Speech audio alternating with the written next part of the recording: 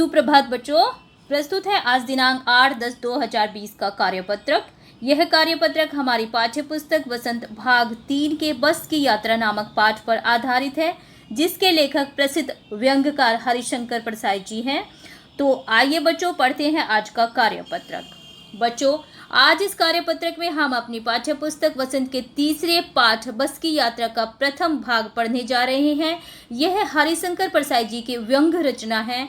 बच्चों, व्यंग्य एक ऐसी विधा होती है जिसमें हम बातों को सीधे सीधे नहीं कहते, बल्कि उसे इस प्रकार घुमा फिरा कर कहते हैं कि सामने वाले को बुरा भी न लगे और हमारी बातों को भी वह समझ जाए।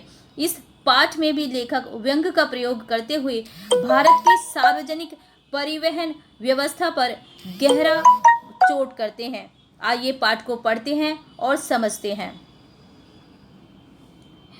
हम 5 मित्रों ने तय किया कि शाम 4 बजे की बस से चले। पन्ना से इसी बस की कंपनी की बस सतना के लिए घंटे भर बाद मिलती है, जो जबलपुर की ट्रेन मिला देती है। सुबह घर पहुंच जाएंगे।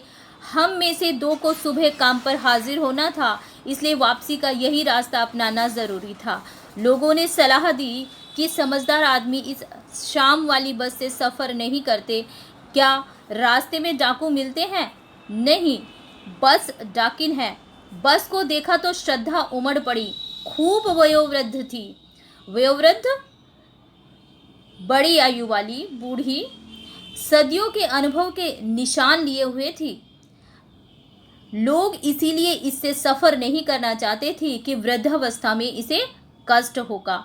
यह बस पूजा के योग्य थी, उस पर सवार कैसे हुआ जा सकता है। तो यहाँ पर इस दोनों पंक्तियों में लेखक ने उस बस की स्थिति को देखकर उस पर व्यंग्य किया है कि बस काफ़ी वृद्ध अवस्था में थी, काफ़ी पुरानी हो चुकी थी और उसको देखने से ही महसूस होता था कि वो काफ़ी पुरानी है और वह सफ़र के लायक नहीं है। उस पर सफ़र करना काफ़ी खतरनाक है। तो बच्चों, आइए आगे बढ़ते हैं और देखते हैं शब्द। आज के कठिन शब्द क्या हैं? हाजिर, मौजूद या उपस्थित होना। डाकिन, डाकू शब्द का स्त्रीलिंग रूप होता है। वयोवृद्ध अर्थात बड़ी आयु वाली, या जिसको हम बूढ़ी या वृद्धा कहते हैं, वृद्धावस्था, बुढ़ापा। तो आगे बढ़ते हैं और देखते हैं आज के प्रश्न। आज के प्रश्न हैं कि लेखक ने बस से यात्रा करने का निर्णय क्यों लिया? ये पहला प्रश्न है। तो लेखक ने इसी बस से यात्रा करने का निर्णय इसलिए लिया क्योंकि यही अंतिम बस थी जो सतना से जबलपुर जाती थी। इसीलिए लेखक ने इसी बस से यात्रा करने का निर्णय लिया, क्योंकि उन्हें सुबह जो है अपने कार्य पर भी जाना था। अगला प्रश्न है कि लोगों ने यात्रा के संबंध में लेखक को क्या सलाह दी और क्यों?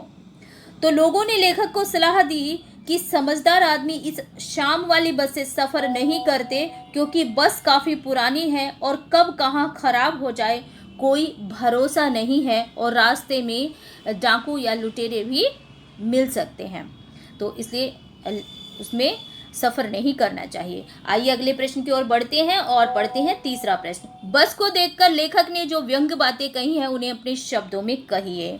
तो अंतिम 2 पंक्तियां जो गद्यांश के हमने पढ़ी हैं, उनमें हमने देखा है कि लेखक ने उसमें काफ़ी व्यंग्य किया है बस के ऊपर।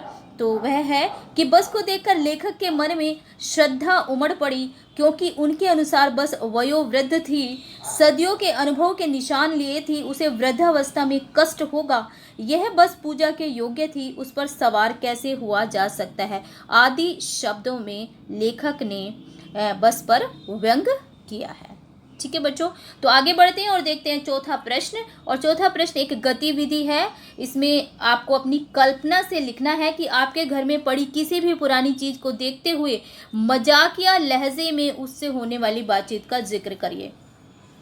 जैसे लेखक ने बस के बारे में वर्णन किया है कि बस वयोवृद्ध थी, उसकी स्थिति ऐसी थी, उस पर सफ़र नहीं किया जा सकता था, वह पूजा के योग्य थी, आदि आदि। इस तरह से आप भी आपके घर में कोई पुरानी अगर कोई चीज़ पड़ी हुई हो, जैसे कोई कुर्सी हो सकती है, कोई मेज़ हो सकती है, कोई और अन्य चीज़ हो सकती है, कोई ड्रेसिंग टेबल हो सकता है, तो इस तरह की कोई भी चीज़ अगर आपके घर में पड़ी हुई है तो आप उस के बारे में इस तरह का कोई मजाकिया वर्णन, व्यंग्यपूर्ण वर्णन जो है आप वो यहाँ पर कर सकते हैं।